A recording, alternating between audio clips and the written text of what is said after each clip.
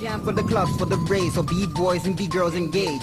I wanna see Supernatural get live. Tear up the place, mash up the circle inside. Let them all know, let them all see, let them understand. Make them stop, make them freeze. Let's break. You hear what I'm talking about? Let's break. There ain't no alternative route. Supernatural. Ready to step inside the place and show off. Stylordz. The network represents the whole lot. Hip-hop. Unity will always be the remedy. Boom bap. Always on track, vigorous energy. Whoever thought a dance would ever be the switch hit, yo. Maybe I'll choose to enter in the Olympics. Whoever thought a dance would ever be the switch hit, yo. Maybe I'll choose to enter in the Olympics. I'm Dyzee, a 12-time 13-time world champion, a pioneer, a global b-boy activist, and you're watching the Dyzee Diaries b-boy vlog! Yo, what's up? Welcome back to another episode of the Dyzee Diaries b-boy vlog. Today, I'm on my way over to the Cafe Benet because I need to use their Wi-Fi. I don't have Wi-Fi hooked up to my place yet, but I thought I'd make a quick vlog about Youth Olympics. Yes, it is 2018, approximately 26 years later since when I began breaking, and whether or not the community has supported breaking going to the Olympics, it still made its way there anyways, which is freaking amazing. Now, well, I wasn't involved this year, which is okay, because as long as it gets there, as long as it keeps moving forward and actually enters the actual Olympics, hopefully by 2024, the amount of rewards that will be reaped is incredible. Now, it looked really good.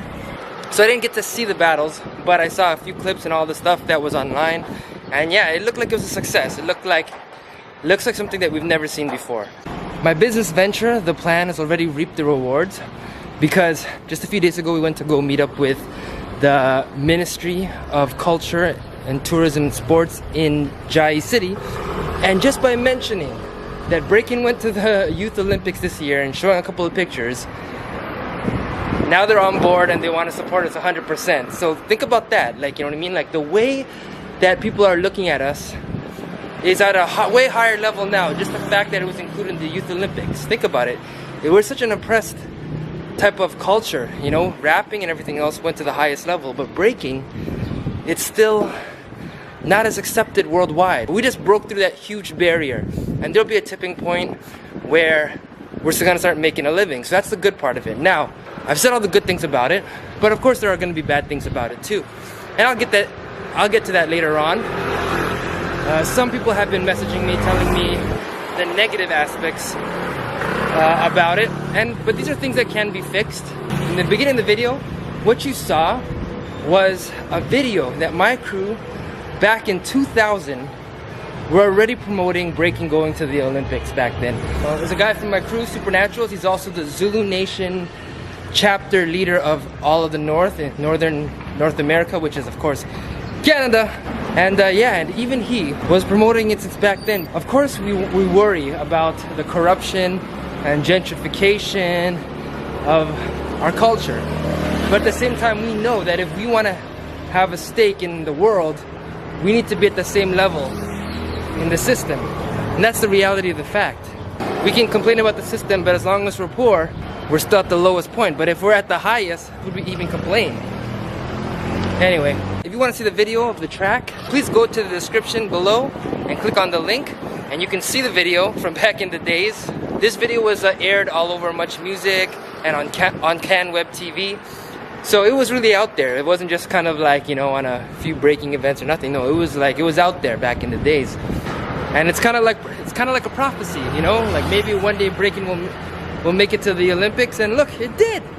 That's amazing. The guy in my crew, his name is Trix, but he also represents the Stylordz hip hop network, which he leads, and yes, of course, the Zulu Nation chapter leader of the North. I just want to say, if you look at think about all the b-boys out there. Imagine one day you can have a student, you know, that makes it and wins a gold medal. You know what I mean? Like, that's gonna be amazing. Like, think about how much pride a country will have. Like, for example, Bumblebee, he actually hit me up prior, and he said that the Russia government was going to fund him to be coached by anyone in the world, and he wanted to choose me. And you know, that was amazing. He said it could be anyone in the world, and they would fly them in and to coach him to win. He wanted to choose me. Now, things fell through for certain reasons, but still, it's okay, because he won it anyways, right? And just to think that he was just with us at freestyle session, entering with us, you know what I mean? And now he just goes on to become the champion.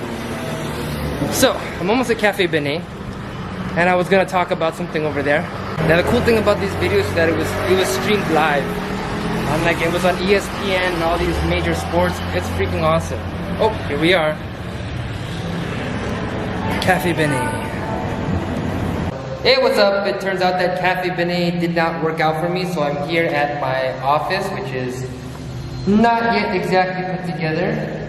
But we're getting over there. This is going to be the official Our City B-Boys office right now. And yeah. I apologize guys for the big echo because we're in the office and it sounds like this. But pretty soon I'm going to move into another room with less echo. I finally got to the computer and I've been watching the YOG battle. And first off, let me say it's amazing. We've never seen stuff like that before. The whole setup, very Olympic, very sporty. I know a lot of people might not really like that. But to be honest, I can dig it. You know, I think it's all right. You know, we still have a good blend of the culture in there. We have our hosts. They're calling it b-boying. They're calling it b-boys and b-girls. So we're getting the terminology more right. I mean, people from our scene are actually involved, so there's a legitimacy to it. The only thing that I can say something about is, number one, the trivium system. It's not the same as how it was at the Japan final. But it's actually a lot more clear to understand right now than how it was before with the whole plus minus 2 point something whatever. So it's much better now. It doesn't give you a reason why somebody won or lost, other than, you know, their judges are looking at this, but still seems very opinionated. You don't know what the B-boys won on or what they didn't. All you know is they won votes.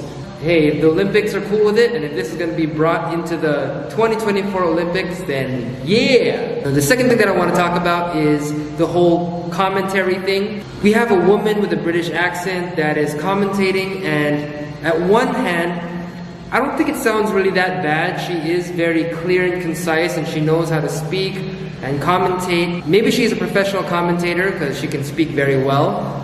However, there are a lot of things in b-boying that she completely missed, and it would have been great if she had somebody with her to explain to her certain things that, you know, didn't make sense. So I'm gonna watch a little bit of the clips and just kind of like commentate on her commentating, because what she was talking about is gonna mislead the audience into thinking something that it's actually not.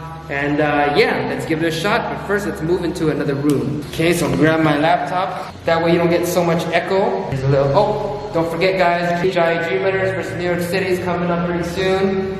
January 5th, this is gonna be an intense battle. So it's the first full exhibition battle that's actually judged. That's gonna be in front of thousands of people, which is gonna prove that the general audience wants to see these exhibition judged battles, and this is a way that b-boys can make a living. So January 5th, if you can make it, come out. You know, you can get tickets. We can reserve you some tickets. And yeah, you get to see the blockhouse. The blockhouse should be open by then, so you get to witness the whole deal. And then you can see how we can bring the plan to your city or your country. Yeah, so anyways, let's go. So I've got my little laptop over here. Getting out of the little cute unfinished office that I'm using, which is also a practice room. What's up? This is the home bees right here. Working hard. What you guys working on? Yeah, we are working hard. Yeah, very hard. These are all the seats that are going to be sold. Bam! Look at that. Woo! And those are the tickets right there. Yeah. Good job, guys. Keep going. And we're gonna go into the other room where it's more quiet and there's less noise. Okay. Let's watch the battles here.